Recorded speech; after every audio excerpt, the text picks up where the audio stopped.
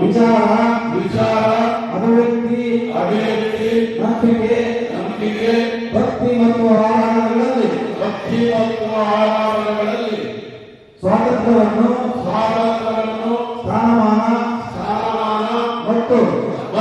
ಅವಕಾಶಗಳ ಸಮಾನತೆಗಳನ್ನು ಒದಗಿಸಿ ವೈಯಕ್ತಿಕ ಜನತೆ ದೇಶದ ಒಗ್ಗಟ್ಟು ಮತ್ತು ಐಕ್ಯತೆಗೆ ಎಲ್ಲರಲ್ಲೂ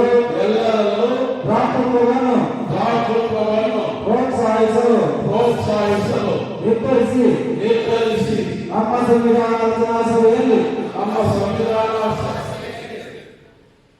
1949 ಡಿಸೆಂಬರ್ ನವೆಂಬರ್